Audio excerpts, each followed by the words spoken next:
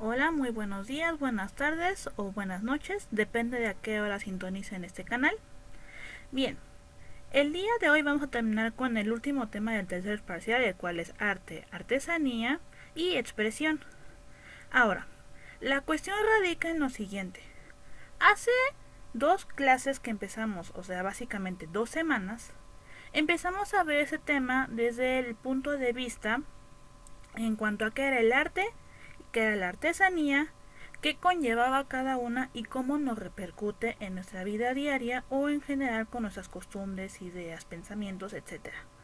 Depende obviamente de cada persona y quedamos de manera simple que el arte iban a ser objetos o digamos expresiones que se van a dedicar específicamente a trabajar a partir de las inquietudes de una persona y las va a intentar resolver por medio de una pieza. Va a intentar causar algo en un espectador. En cambio, la artesanía y lo que es propiamente la cultura se va a referir más bien a que yo voy a crear objetos o situaciones o ciertas creencias que van a ir de la mano con nuestra cultura, con nuestras creencias, con lo que nosotros sabemos, de dónde provenimos, de nuestras raíces. Se van a provenir de ahí. No van a tener como objetivo tal cual que, digamos, ponga a pensar a las personas, pero van a tener un toque único y especial que las va a hacer, digamos, destacar. Ejemplo, no vamos a poder pensar que la cerámica de México va a ser igual en todo el mundo, porque no va a ser así. Oaxaca es la mayor productora de cerámica y tiene una forma en específico en cómo la trabaja, igual en otras partes de tanto de México como del mundo. No solamente vamos a hablar de la cerámica, pues también hablamos de muchas cosas como por ejemplo la danza, arte contemporáneo. Estuvimos hablando de muchas expresiones, cada una con su toque único. Pero lo que dejamos en claro en la primera clase de esta trilogía fue que el arte, como dije, va a tener un objetivo con respecto a que va a intentar resolver la inquietud de una persona. En cambio, lo que va a ser la artesanía y la cultura se va a referir a nuestras raíces y simplemente va a tener de alguna manera algo distintivo que lo va a hacer único de esa cultura. Después, en el segundo tema que fue la semana pasada, vimos propiamente lo que era la estética, qué fue en un principio, cómo se transformó para poder abordar todas las manifestaciones artísticas y estéticas del momento, y en ese momento también vimos las palabras clave que eran espectador, objeto artístico u estético, y también tenemos lo que fue la experiencia estética. La experiencia estética, por las tareas que dejamos en clase, era básicamente aquellas sensaciones que tú ibas a sentir a partir de observar determinado acontecimiento, determinada obra de arte, determinada artesanía, determinado baile, determinada música, etc, etc. Depende también de cada persona y quedamos que la experiencia estética iba a estar ligada tanto al objeto estético como al espectador. Si no hay objeto estético, no existe experiencia estética porque no hay nada que ver. Pero el objeto estético no puede vivir solo, necesita de un espectador, porque es una ambivalencia, tienen que estar en constante, digamos, ¿cómo llamarlo? En constante, digamos, encuentro. ¿En qué sentido? O sea, si yo tengo un objeto, por muy bello que sea, o digamos lo que sea que haya querido hacer el autor, pero si no hay un espectador que lo vea, no hay una experiencia estética, porque pues no hay nadie que lo vea, es nada más un objeto en el espacio y ya. En cambio, si el objeto está con un espectador, el espectador lo va a ver y va a tener una experiencia buena, mala, dependerá del espectador. Y en este punto son importantes porque el objeto no puede vivir sin el espectador. Y el espectador, como tal, no puede vivir sin el objeto, pero en el sentido de que si no falta alguno de esos dos componentes, la experiencia estética que queda en medio, o sea que básicamente nos va a dar la pauta para poder vivir la experiencia completa, no va a existir. Esa fue básicamente la premisa que vimos la clase pasada con la estética y es bajo los argumentos de Sánchez Vázquez. Ahora, en la clase del día de hoy vamos a cerrar propiamente el tema de este tercer parcial. ¿Cómo lo vamos a cerrar? Muy simple. Ya vimos arte y artesanía. Y ya vimos la estética y los 3 componentes básicos que, como les dije, era espectador, objeto estético y también experiencia estética. El día de hoy vamos a revisar el último tema, lo cual es las categorías estéticas de Sánchez Vázquez. ¿Qué son las categorías estéticas? Vamos a hacer un leve recuento para poder entrar de lleno al tema, y viene de lo siguiente. La clase pasada hablamos que la estética tuvo que hacer un cambio en el tiempo. ¿En qué sentido? Anteriormente estamos hablando de un clásico de todavía parte de una edad media, hasta todavía romanticismo.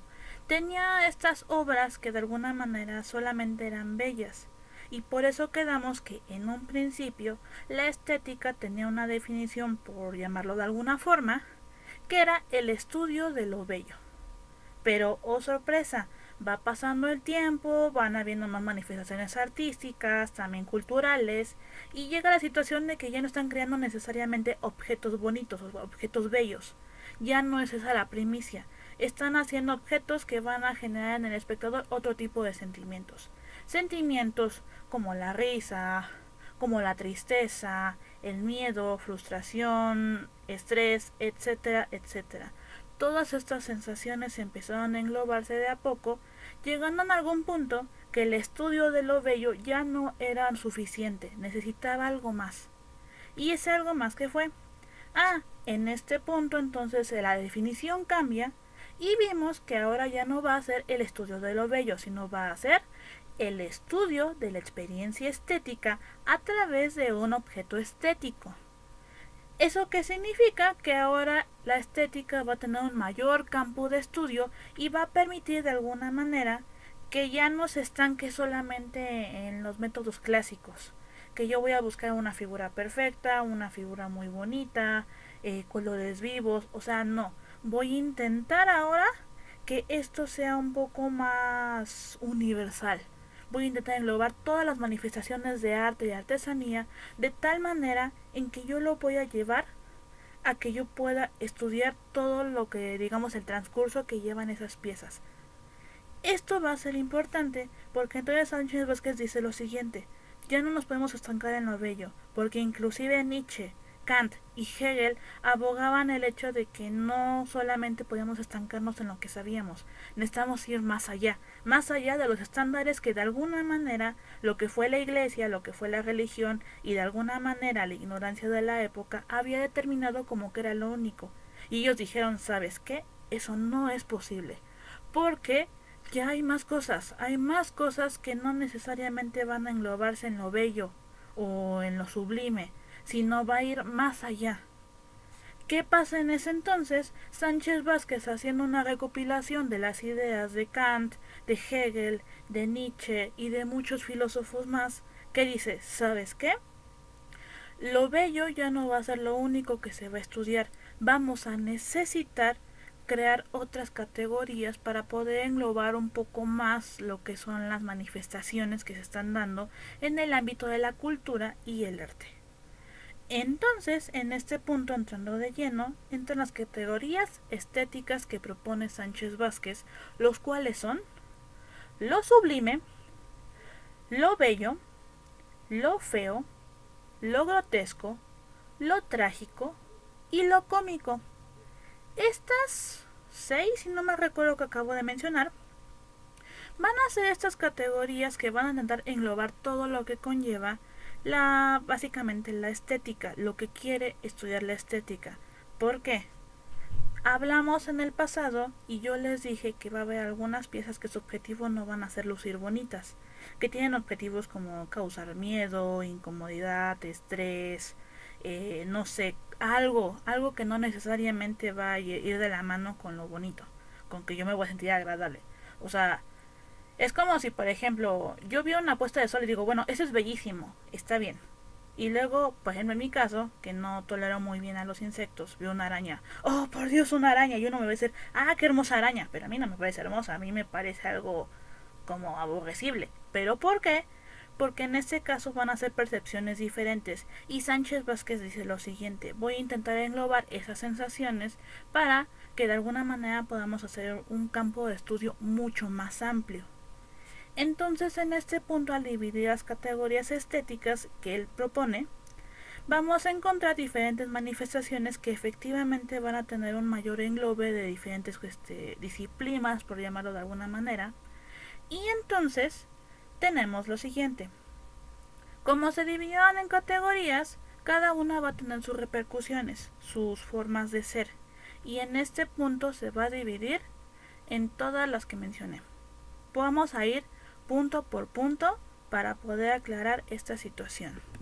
Y empezamos con lo bello. Ok, en esta parte de lo bello también va a entrar una parte que va a ser muy confusa un poco para nosotros, porque hay dos categorías que se van a parecer, que son lo bello y lo sublime, sin embargo van a tener connotaciones distintas. Vamos a hacer las acotaciones para que eso no los confunda del todo. Ahora, regresando a la primera categoría, lo bello. En este caso, lo bello se va a referir específicamente a los cánones clásicos. ¿Qué son cánones? Son de alguna manera aquellas reglas que se tenían en la época clásica que permitían dar a una pieza hasta cierto punto una perfección. Vamos a pensar un poco en la escultura griega y básicamente en los romanos, porque fue una vil copia de los griegos. ¿Qué hicieron esas personas? Ok, todo va a tener que tener una proporción de tal manera en que esa proporción nos va a dar la medida perfecta de un hombre, la medida perfecta de una mujer, las proporciones perfectas que tiene que tener una persona para ser considerada bella, perfecta. En este punto, entonces se va a englobar específicamente esa clase de obras. Por ejemplo, ya regresando justamente a los cánones clásicos, los griegos hablaban de que el ser humano estaba proporcionado de manera perfecta. Y entonces, de alguna manera, haciendo un estudio, más adelante, no tan actualmente, pero si aún se estudia, se hizo, digamos, una comparación con respecto a todo el cuerpo de las esculturas griegas y se dieron cuenta que estaba proporcionado de manera áurea.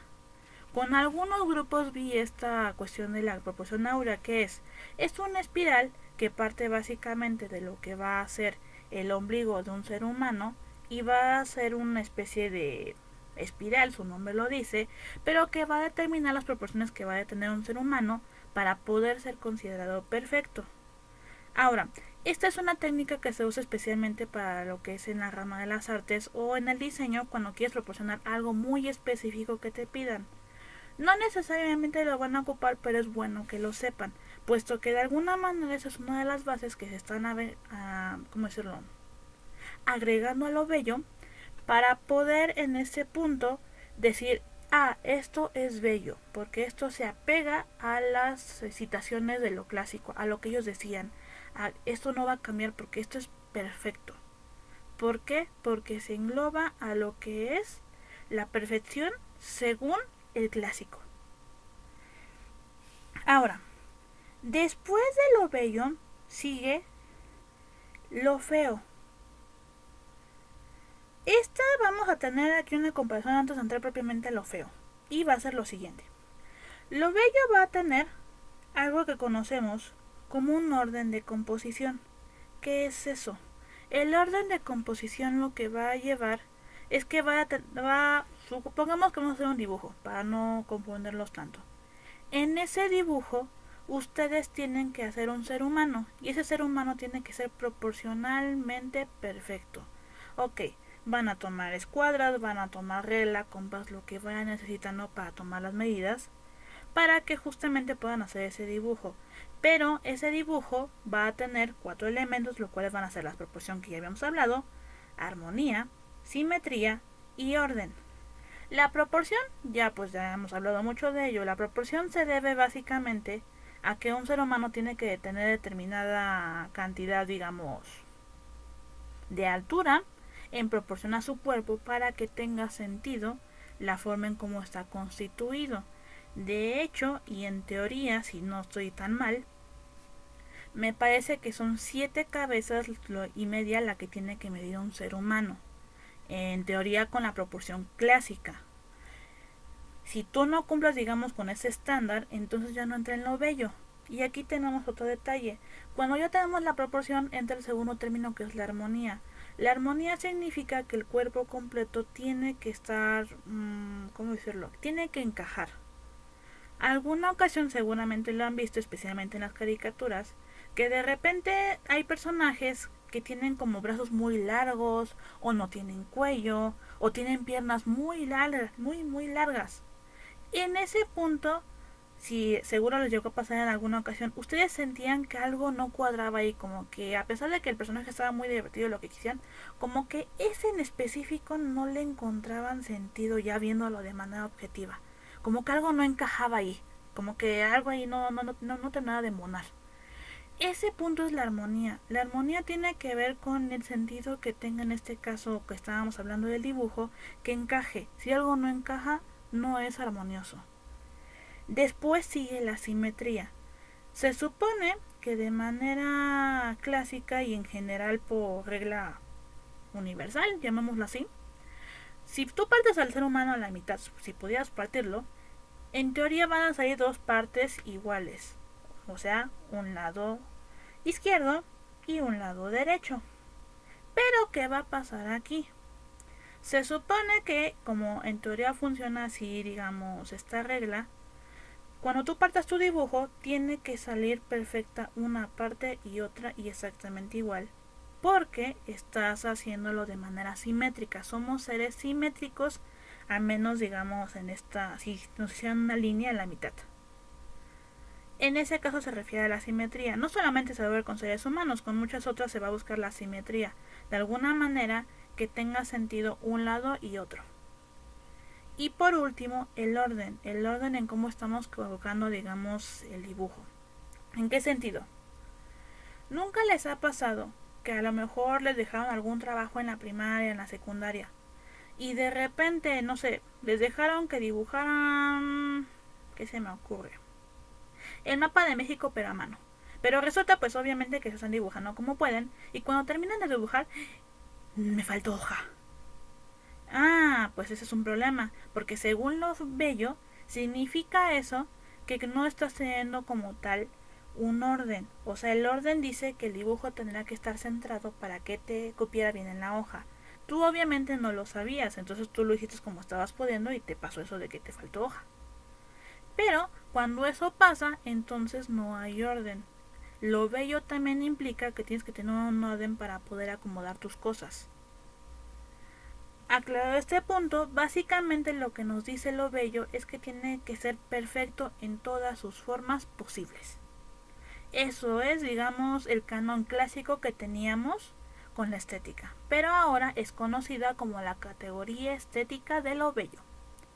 Ahora, regresando al segundo punto que solo les dije, lo feo, la categoría estética de lo feo. En este caso va a actuar en una contraposición total de lo que va a ser lo bello que habíamos hablado hace un momento. ¿Por qué? Porque yo voy a buscar que sea desproporcionado, que sea simétrico, que sea desordenado. O sea, no nos interesa que esto sea de alguna manera bonito para el espectador. No, o sea, si se ve feo, qué bueno. Si lo incomoda, también. Porque su propósito es ser feo. Ser de alguna manera la antítesis de lo bello. Y si recuerdan, quedamos que la antítesis va a ser lo contrario a lo que es una cosa. Entonces tenemos algo perfecto y algo que no es perfecto. Van a ser dos partes de una moneda y se van a estar peleando. ¿Por qué? Porque lo bello dice que tiene que ser de una manera y lo feo dice que no. Que no es necesario ser perfecto. Y en este punto, aquí van a haber dos frases importantes. Para lo bello es, lo bello agrada. Y para lo feo, Aristóteles dijo que es, lo feo es estético si es artístico. ¿En qué sentido? Ya hablamos que estas categorías se crearon justamente para abarcar más ramas del arte y de la cultura. De tal manera en que en este momento lo bello, al ser agradable, no hay como mayor problema como para aceptarlo. Tú como espectador lo vas a aceptar si es bonito.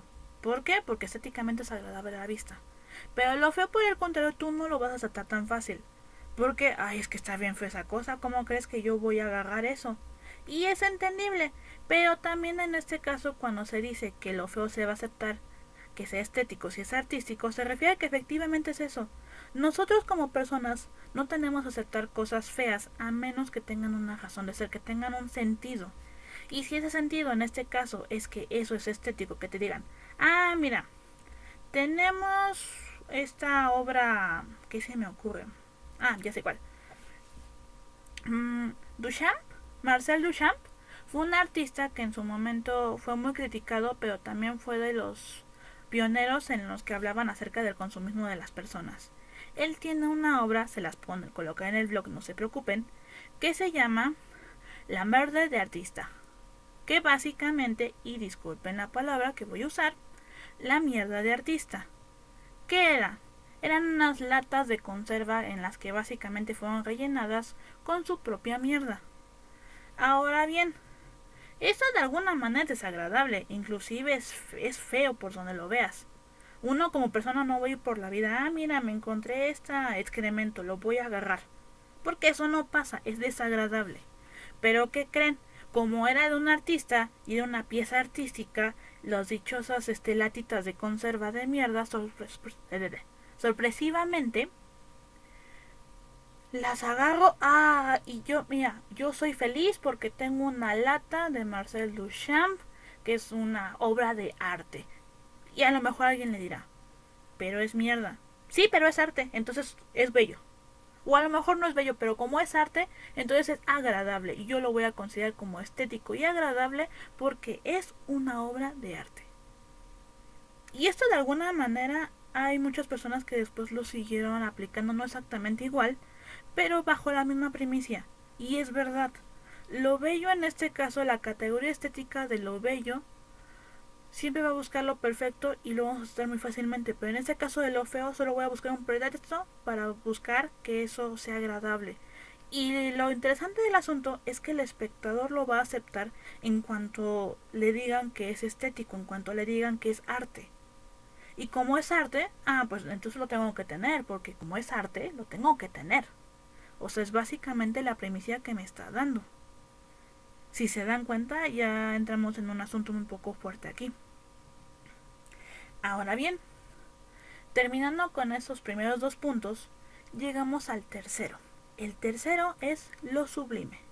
Ahora, si recuerdan, yo les había comentado que va a haber dos categorías que de alguna manera se van a contraponer. ¿Por qué? Porque van a ser un tanto similares. Esas categorías van a ser lo bello y lo sublime. Ya hablamos de lo bello, que básicamente busca la perfección. Ya hablamos de su antítesis, que es lo feo, que va a ser todo lo imperfecto, todo lo desagradable, y va a entrar ahí. Y ahora tenemos lo sublime. Lo sublime va a tener 6 puntos que les voy a leer en este momento y los voy a ir explicando.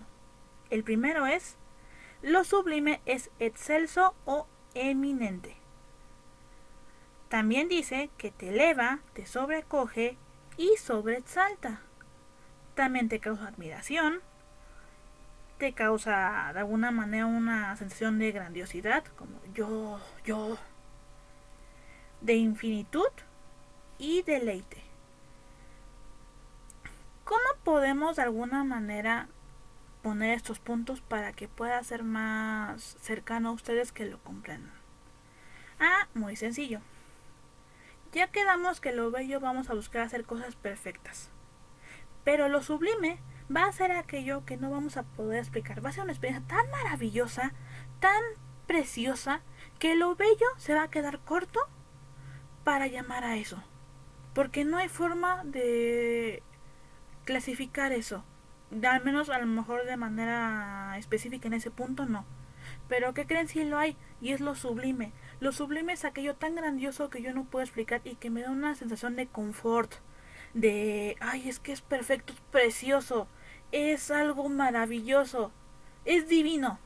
No puedo explicarlo. Y en ese momento tenemos que lo sublime va a ser toda aquella experiencia que me deje sin palabras de lo maravillosa que es. Un ejemplo muy sencillo. Algo bello puede ser algunas pinturas de los renacentistas como Caravaggio. esas pinturas son bellas. Como las esculturas de Miguel Ángelo, esas esculturas son preciosas, pero siguen siendo bellas. Pero ahora imagínense esta situación.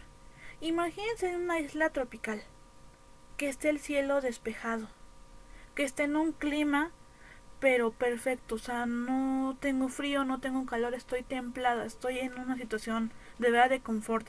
Y en ese momento me acabo de despertar y está saliendo el sol en ese momento, estoy viendo un amanecer. Pero como no hay nubes de por medio, puedo ver cómo el sol va saliendo y cómo se va fluyendo entre las aguas del mar. Esa luz naranja con esos azules de que se reflejan del cielo en el mar. Imagínense esa situación. Es sublime. No hay forma de competir con una experiencia de la naturaleza. Y en este punto, Sánchez Vázquez dice eso. Una experiencia sublime que no se va a poder de alguna manera comparar con nada más, porque nada hecho por los seres humanos va a poder competir con lo sublime. En ese momento es una experiencia eterna y maravillosa, que me va a sentir confort, perfección, adoración, porque va a ser algo que yo no voy a poder comparar con nada más. Eso es lo sublime, y por eso es diferente a lo bello, porque lo bello va a buscar ser precioso a la vista, a lo mejor al tacto, pero lo sublime es algo que yo no voy a poder superar por más que haga. Eso es el punto de diferencia de ambas disciplinas, bueno, de ambas categorías. Ok, terminando el tercer punto, llegamos al cuarto. El cuarto punto es la categoría estética de lo trágico. De nuevo les voy a leer unos puntos en específico y lo voy a explicar. Y dice, lo trágico es un conflicto sin solución, con un desenlace desdichado, un carácter conflictivo, un final inexorable. ¿Eso qué significa? Que va a terminar en fracaso, en una derrota o en una muerte. Va a contener ira, compasión, tristeza, indignación, melancolía. O sea, básicamente todo lo trágico que te puedas encontrar en una novela, en una película, serie, etc, etc. En este punto, lo trágico no tiene tanta ciencia, pero igual vamos a resumirlo de alguna forma. Aquellas obras, ya sea literarias, ya sea de teatro, ya sea de lo que sea que estés viendo en ese momento, que te cause una sensación de agonía, como de, oh, pobrecito, y te pones a llorar con él, o te sientes impotente porque no puedes hacer nada por el personaje, que termina mal, que muere alguien que no esperabas porque realmente el personaje te emocionó o te llenó de alguna manera y sorpresa falleció y además le pasaron cosas malas y además terminó mal. Toda esa sensación tan desagradable hasta cierto punto, pero del modo de la frustración y la tristeza, va a ir en la categoría estética de lo trágico. Lo trágico va a buscar eso, que tú te sientas impotente, que te sientas triste, melancólico, como que algo ahí. Pero ese va a ser el punto. Y como ese tipo de obras hay muchísimas. En mi caso, hay una película que se llama La tumba de las luciérnagas. Esa obra en específico es bastante triste, pero en general por el contexto histórico que manejan y el final tan trágico que tuvo. Les recomiendo mucho buscarla porque realmente vale la pena ver esa película en cuestiones tanto de arte como el final y el desenlace como termina. Es muy trágica la película. Otro tipo de series que han pasado de ese tipo, o sea, esta va a ser muy choteada porque sinceramente empieza como una novela rosa, pero el Titanic de alguna manera terminó un tanto triste con respecto al final tan trágico que hubo de por medio. Inclusive en novelas y en otro tipo de situaciones se van a dar de este tipo de sensaciones. Lo trágico, en resumen, va a ser todo aquello que me va a causar un malestar anímico con respecto a que me voy a sentir triste, impotente, porque no puedo ayudar a los personajes y demás. Pero ese es el punto de lo trágico. Te quiere hacer sentir así. Ok, ahora, ya que pasamos esta parte triste, melancólica y demás, vamos a empezar con algo más. Y ese es el quinto punto. La categoría estética de lo cómico. Lo cómico que va a ser, pues no hay mucho que decir al respecto, pero igual leeré los puntos para que no se les haga tan confuso. Y viene de lo siguiente. Va a desvalorizar, ridiculizar, provoca una reacción placentera, brusca, explosiva, o sea, la risa. No hay mucho que decir al respecto. Lo cómico va a buscar justamente hacer reír a su público de una u otra manera, ya sea con chistes normales, chistes negros, chistes racistas. Eso sinceramente no me causa tanta gracia, pero pues ahí están.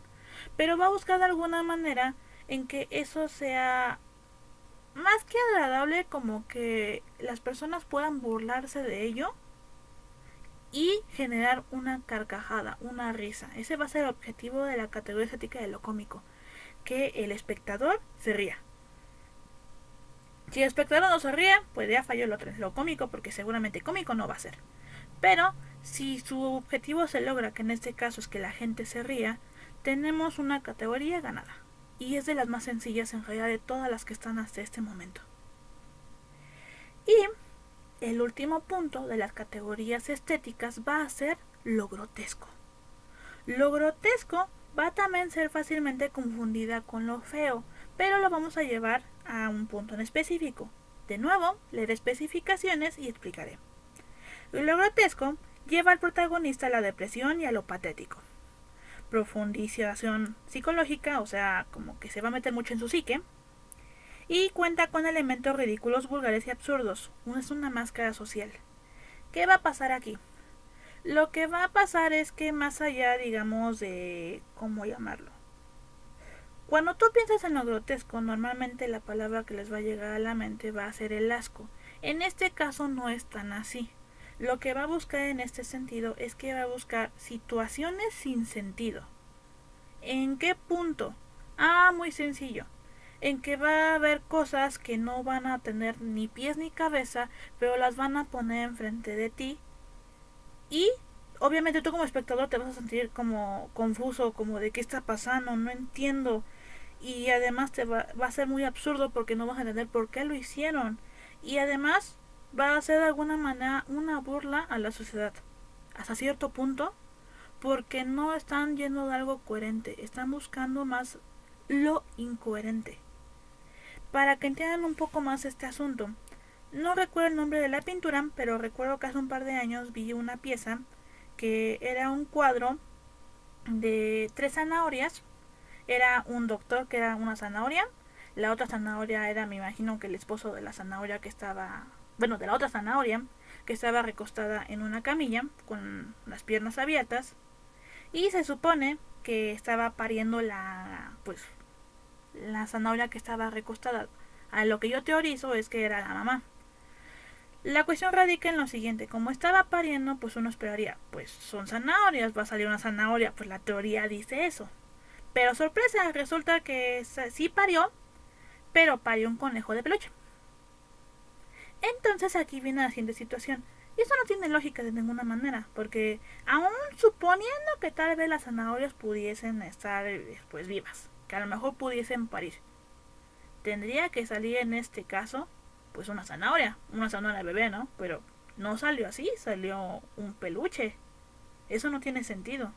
Lo grotesco en este punto lo que va a hacer es que va a buscar situaciones absurdas que no tengan sentido, pero igual te las van a presentar. Esa es la primicia de lo grotesco. Y de alguna manera lo que quiere esto, más allá de presentarte cosas feas, es ponerte a pensar cómo pasó de una cosa lógica a una cosa ilógica. De alguna manera van a jugar mucho con las falacias. Y pues ya jugando con ellas nos van a presentar esa clase de situaciones tan extrañas hasta cierto punto. Ahora bien, esas son las 6 categorías estéticas. Ya las acabo de contar y sí son 6. Vamos a retomar simplemente para hacer un repaso rapidísimo de lo que acabamos de ver hasta ese momento. Lo bello va a buscar lo perfecto.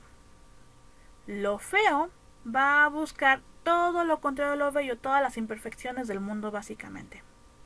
Lo sublime va a ser un elemento tan fantástico que no voy a poder comparar con nada más.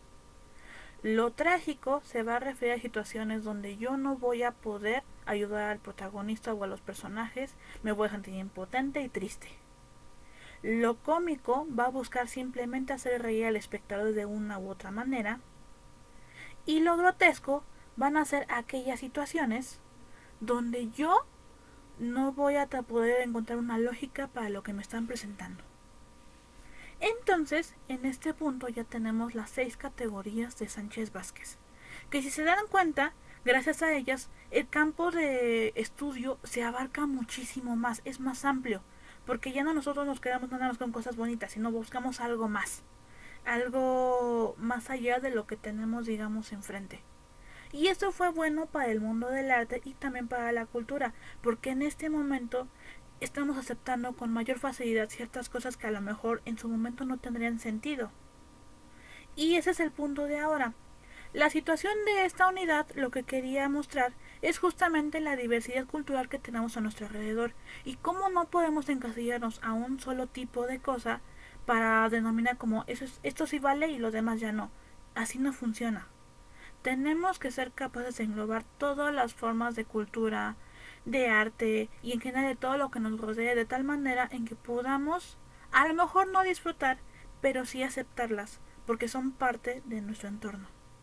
Y en este punto, el objetivo de la unidad era eso, familiarícense con todo lo que los rodea y lleguen a un punto en común. A lo mejor no me gusta, pero sé que es parte de lo que digamos, es mi cultura y por lo menos voy a aceptar que esté ahí. No necesariamente me va a gustar, eso no es necesario, porque no somos aquellos, digamos, objetos, entes que no tienen pensamientos. Somos seres subjetivos, tenemos gustos, tenemos disgustos, pero tenemos que aprender a sobrellevar todo, no solamente encasillarme a no me gusta y hasta ahí quedó. Ahora bien, ya que terminamos, viene la última parte que tenemos que revisar con respecto a ese tema. Y eso es, yo les dejé un diario de actividad colectivo. Se supone que en estos días tendrán que enviarme ya los jefes de grupo sus diarios. Si por alguna razón su digamos su proyecto final no está en el archivo que me va a enviar el jefe de grupo, ustedes van a tener como opción mandármela a mi correo, porque sí voy a recibir, obviamente no va a tener la misma calificación que la que se envíe con el jefe de grupo, porque se les dio tiempo suficiente para trabajar. Sin embargo, igual voy a calificar porque saben que no soy tan mala. Ahora bien, este parcial ya pudimos ver los dos temas principales. La primera parte fue la libertad, de la mano de Hegel y de la mano de Sócrates. Y ahora ya vimos también en la parte de la estética, que si se dieran cuenta fue un tema bastante amplio. Ahora, el turno de ustedes va a ser que la siguiente semana van a tener un pequeño cuestionario que les voy a dejar en el blog. No se preocupen, se los dejo con tiempo para que lo puedan resolver. Por favor, aquellos chicos que no me han entregado tareas, les pido que me envíen, no importa que me las envíen tarde, tengan algo para poderlos evaluar. Se supone que regresamos a clases el 1 de junio, pero todavía ni siquiera es completamente seguro. Así que no quisiera perjudicarlos en ese sentido, así que por favor chicos, pónganse las pilas. Saben que sí se los apoyo con las fechas, pero necesito algo para poder empezar a evaluar algunos. Y bueno, eso es con respecto a los avisos. Y al final, pues lo único que me resta decir es que prácticamente ya terminamos el parcial. Ahora básicamente lo que vamos a hacer simplemente es los trabajos de esa semana y un repaso que les voy a dejar la siguiente semana, que va a ser un cuestionario. Va a ser nuestro último trabajo, digamos de manera en cuanto a los temas de este parcial.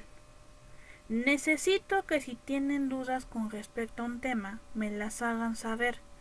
En esta página de YouTube tiene una caja de comentarios, ahí pueden poner sus dudas. Si no, me las pueden poner en el blog, ahí también están. Si no, háganselas saber al jefe de grupo. Yo veo cómo me organizo, pero les voy contestando poco a poco, porque a veces en el correo se me juntan tantos que no los alcanzo a veces a leer.